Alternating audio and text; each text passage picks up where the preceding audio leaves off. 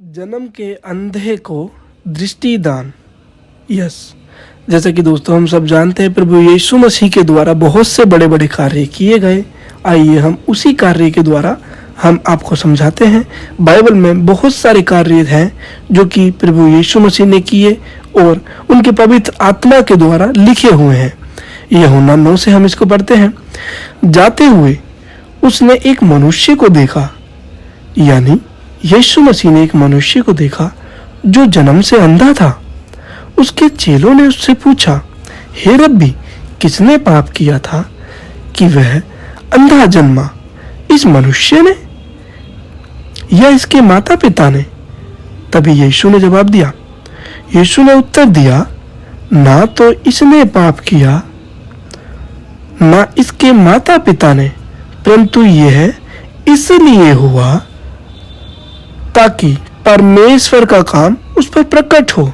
Yes, जैसा दोस्तों वो अंधा ना तो अपने पाप के द्वारा अंधा ठहराया गया था और न ही अपने माता पिता के द्वारा।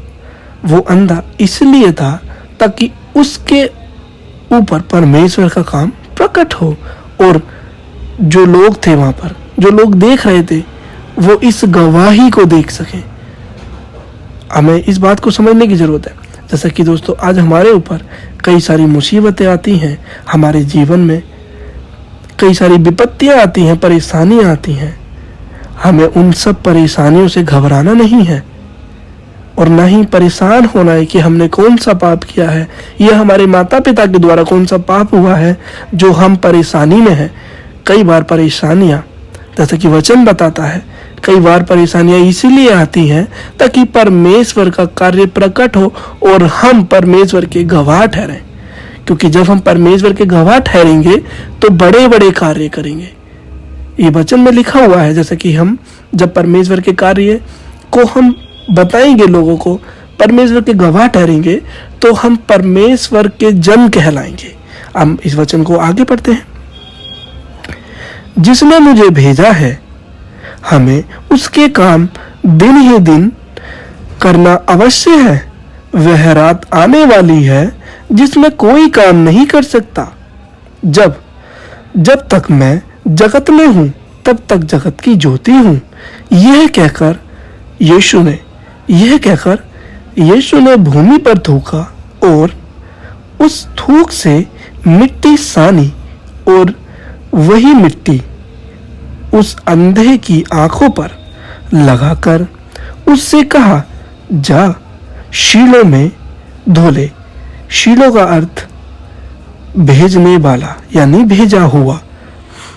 उसने जाकर धोया और देखता हुआ लौटा। यानी जब यीशु मसीह ने उसको बताया, हमें यीशु मसीह जब बोले तो हमें उस कार्य को करने की आवश्यकता है।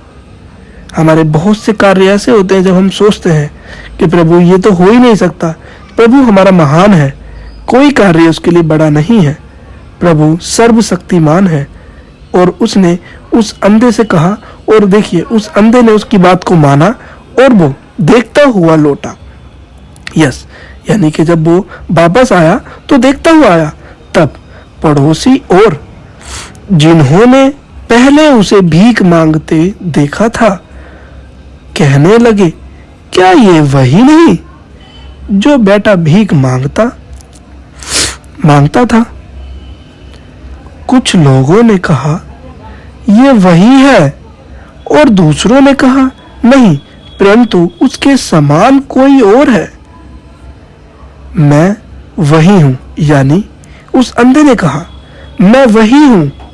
तब वह उससे पूछने लगे, तेरी आंखें कैसे खुल गई? यस दोस्तों, जब हम परमेश्वर के गवाह ठहरेंगे तो काफी सारे लोग आएंगे, हमसे पूछेंगे, तो हमें बिना घबराए यीशु मसीह का नाम को उनके सामने रखना है। क्योंकि हम परमेश्वर के वॉरियर हैं, हमें घबराना नहीं है। परमेश्वर हमारी चट्टान है, हमें परमेश्वर के गवाह ठहरना है। पृथ्वी के इस छोर से लेकर उस छोर तक हमें परमेश्वर का गवाह ठहरना है। जैसा कि जब उस अंधे से पूछा गया कि तेरी आंखें कैसे खुली, तो उस अंधे ने बिना घबराए बिना डरे उनसे बोल दिया, उनसे उत्तर दिया, यीशु नामक एक व्यक्ति ने मिट्टी सानी और मेरी आंखें खुल गई। यानी यीशु मसीह ने मिट्टी सानी और उसकी आंखों पर लगाकर उसे चंगा किया। यह दोस्तों, जब हमारे जीवन में परेशानियां आए, विपत्तियां आए, तो हमें घबराने से पहले प्रभु यीशु मसीह को याद करना है, उसके वचनों पर ध्यान लगाना है, क्योंकि जब हम वचन को पढ़ते हैं तो परमेश्वर हमारे सम्मुख रहते हैं, हमारे पास रहते हैं। और जब परमेश्वर जिसके साथ होता है, उसे किसी कमी घटी से कोई नहीं उसे डरा सकता, चाहे कोई भी शैतान हो। जैसा कि वचन में लिखा हुआ है 10,000 मनुष्यों के बारे में, 10,000 मनुष्य भी उस मनुष्य का कुछ नहीं बिगाड़ सकते जो परमेश्वर की ओर से आया है। जैसा कि दोस्तों, दाऊद ने सिर्फ एक छोटे से पत्थर से, और एक छोटा सा दाऊद जो कि सही से जवान भी नहीं हुआ था, उसने एक रहस्यमय, जो कि बहुत बड़ा एक दानव था, जो कि हम पढ़ते हैं गोलियात के बारे में, जब उसको मारा तो वो मुंह के बल गिरा। देखिए दोस्तों, ना तो उसके गोफन में इतनी ताकत थी और ना ही दाऊद में इतनी ताकत थी हमारे परमेश्वर ने। वो परमेश्वर के नाम के द्वारा खड़ा हुआ, उसने बोला, मैं प्रभु यीशु मसीह के नाम से आता हूँ। और जब हम यीशु मसीह के नाम से आते हैं तो आधी परेशानियां तो पहले ही घुटने टेक देती हैं, और आधी उसके नाम को सुनकर। तो हम ना घबराएं, ना परेशान हो। इस वचन के द्वारा परमेश्वर सभी को आशीष दे। सभी को जय मसीह की।